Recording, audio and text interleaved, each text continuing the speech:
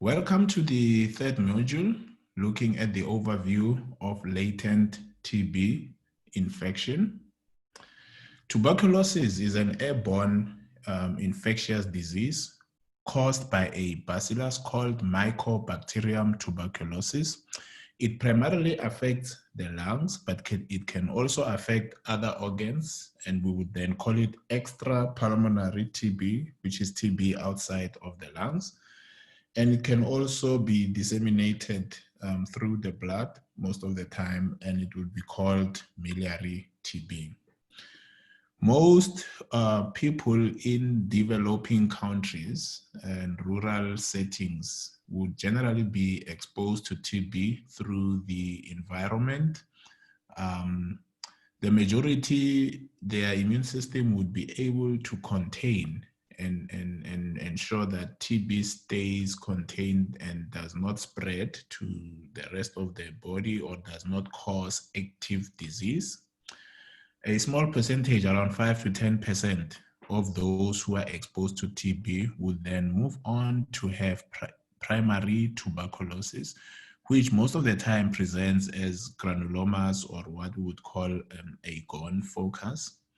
These patients need to be traced and to be tested and be diagnosed and probably be put on treatment, especially if they are symptomatic. Another proportion of patients who initially contained the TB bacillus would then later in life develop secondary tuberculosis, or what we would call post-primary tuberculosis. They would become symptomatic and become sick, and a certain proportion would have what we call miliary tuberculosis, which is the seeding of TB bacilli through the blood, and it can be disseminated to affect different organs, including the brain, the liver, the spleen, and so on. So you can see that most people get TB through airborne route when someone sneezes, laughs, or even coughs. And we would call that to be part of the environmental exposure, right? So a huge number of people are exposed to the TB bacillus. Then about 30% would then become infected. And when we become infected, a huge percentage of those who became infected will be able to contain the TB bacillus so that it does not continue to replicate, making humans sick and probably spreading it to other people. Around 5 to 10% of those who become infected would immediately get what we call primary tuberculosis. These patients would then become symptomatic, and we would need then to activate our case finding systems and ensure that they are screened, tested, and initiated on treatment as needed. It's very important to note that once someone has tuberculosis, our delay in putting them on treatment perpetuates the environmental exposure, where more people become exposed, they become infected, and again, some of them become symptomatic. So it's very important that we have mechanisms for timely identification of cases, screening, testing, and initiation of TB treatment. Around 90% of those who become infected are able to contain the disease, and they are infected, though the TB they have is not active, right? They have what we call latent TB infection. And in terms of this training program, our focus is on the treatment of latent TB infection, because we know in countries like South Africa, we do have huge populations of patients or people who have latent TB infection, which can reactivate at some point in life, right? So people who are at risk of reactivations healthy adults. So even if you are a healthy adult, as long as you have latent TB infection, there's always a risk that it may reactivate. Children less than 5 years, HIV positive patients, and you can see for children less than 2 years, the risk is even higher. Remember, healthy adults who now have other comorbid conditions like diabetes, who are on immunosuppressive therapy, they might be having some cancers and so on, are also at a higher risk of converting from a latent TB to an active TB. Remember, when TB reactivates, it can become a post-primary pulmonary infection or even extrapulmonary infection, which are the worst forms of TB disease, or even the seeding of TB bacilli through the blood and then leading to miliary seeding of TB to other organs, and that we call miliary tuberculosis. So we also have to activate at this point in time our intensive case finding interventions, ensuring that anyone who reactivates and becomes symptomatic, we timely screen them, we provide timely testing and tracking of results, and ensuring that all those who are diagnosed to be having TB are then put on treatment. Any delay in controlling TB at this stage would also contribute to an ongoing environmental exposure where people become infected, some become symptomatic immediately, some have latent TB, which would later reactivate. So if you look at the control side and prevention of TB, you know, one is the airborne infection control procedures, looking at how can we implement environmental control procedures, policies we need to put in place, and the use of personal protective equipment in congregated areas where TB can easily spread. We also have to ensure that we timely identify symptomatic people through screening and then providing testing and getting results, and then initiating those who have symptoms or who have been diagnosed, initiating them on treatment. And importantly, in terms of the prevention of all people who get reactivation disease, is to identify which populations are likely to have latent TB infection in our setting, and then screening them and then initiating them on what we call TB preventative therapy. So it is also very important for us to be able to differentiate between latent infection and active disease, right? So I think even in the wording, infection means they are just infected, but they do not have the disease, because we are talking about people who are asymptomatic. They don't have symptoms. As soon as someone becomes symptomatic, we say they probably now have active disease. And also it's very important to differentiate between the two, because when someone has active TB disease, they require TB therapy, which is a combination of a minimum of 4 drugs. And this treatment would need to be taken for a minimum of 6 months, right? But in terms of latent TB infection, we do not generally use all the 4 TB drugs. It is the use of 1 or 2 of these drugs in people who have latent TB infection, but should remain asymptomatic throughout that process. So latent TB infection, we are talking about someone who is infected, but the TB they have is dormant. It's latent. It's not necessarily multiplying, right? Active TB disease, it's active because the TB bacilli are multiplying and causing disease.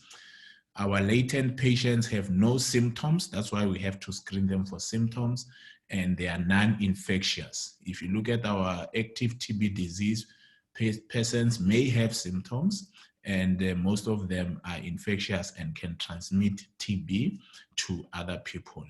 We treat active disease with TB treatment, generally using Rifampicin or four of the TB drugs. And then in terms of latent TB, infection, we use either isoniazid or isoniazid in combination with rifampicin only, or isoniazid with rifampicin. So there's quite a number of combination regimens, differing in duration also, that are given. But here we are treating a latent disease and clearing it from the pulmonary system of this patient so that we limit the number of people who later get active disease and might actually even die from that. So someone who's got latent TB infection, they are not a TB case. However, when someone becomes symptomatic, they are then a TB case that needs to be registered and be notified as such. There are people whom we know who are at risk of developing active disease. So we believe the majority of these people, patients, our clients, are having latent TB. And when they become HIV infected, right, this latent TB can then become active because the immune system is now weak. It can no longer contain the TB bacilli in the lungs. Children less than 2 years are at a significant risk. Patients who are under immunosuppressive treatment, including things like tumor necrosis factor, all sorts of treatments that would make one to be temporarily immunosuppressed. Patients with chronic disease, things like kidney disease and who are on dialysis, and those who are going for transplantation because they are likely to be taking immunosuppressive diseases. You look at diabetic patients and so on. So we need to be able to map out patients who are at risk of developing active TB, identifying those who have latent TB, and then treating the latent TB with TB preventative therapy. And then active TB, we identify it, using symptoms. So basically, anyone who's got TB symptoms would be classified as being having active TB. The ones that are in bold, are the common ones: night sweats, fever, cough, unintentional loss of weight. And we generally use this as a mandatory TB screening that must be applied in all patients, in all settings, every visit. But specifically, if you're considering patients for TB preventative therapy, we have to screen them and ensure that they do not have a single symptom where we suspect that they might be having active TB. So active fatigue, chills, loss of appetite, chest pains, coughing up of blood, you should always have a high index of suspicion that this person might be having TB. Therefore, we need to investigate them first before we consider them for TPT, but also to save their lives, because someone who's got active TB, without treatment, they don't do well, and we might even lose them. In terms of diagnostic tests, there's quite a number of tests available today. In the last 5-10 years and so, we have had the introduction of molecular and DNA tests, which have improved, the quality of testing, but also the timeliness in terms of getting results. TB culture is still the gold standard for TB diagnosis. The weakness is that, one would have to wait 6 to 10 weeks to get the results in terms of doing a culture in a liquid medium. So for very sick patients, this is not a good thing. However, where molecular DNA tests fail, we still do a culture, because it's got a very high specificity, right? The expert TB tests, which are now very popular and is now the standard, that every patient who comes in and they have TB symptoms, suspected TB, that a TB expert test should be done. And you can see it's got a very high specificity and not so good sensitivity, especially in patients who are likely to have a negative smear. And these are children because they generally swallow their smears even when they have TB, but specifically persons living with HIV and AIDS. So a negative gene expert test in an HIV positive patient does not exclude TB. You might have to look at other things like symptoms, whether they are resolving on antibiotics, culture results, including x-rays, and so on. At this point in time, a sputum smear for microscopy is no longer used as a diagnostic test. We diagnose with a TB expert test. Those who test positive, we would then do a sputum smear, firstly to quantify the burden of TB they have, 1+, 2+, 3+, but also for monitoring treatment success. So, because if someone started treatment with 2, 3+ of AFBs on their sputum, we expect that by the end of 2 months on TB treatment, that smear should be negative. So we also use it for monitoring treatment success, and importantly, to be able to say how many of our patients were actually cured at the end of 6 months. And that's quite important. The diagnosis of TB in HIV positive patients remains a challenge, especially those who have significant immunosuppression. So your LAM test is one of those tests that you can do in patients with low CD4 counts. If it comes back positive, it is also diagnostic of TB, specifically more than half the time disseminated TB. Thank you very much. I hope you have managed to grasp and understand latent TB infection, the importance of identifying those who are at high risk and offering them TB preventative therapy, but also the importance of identifying symptomatic cases, ensuring that they are screened, timely diagnosed, and timely initiated on effective treatment. Thank you very much for your time. I look forward to engage with you further as we continue with the next module. Thank you.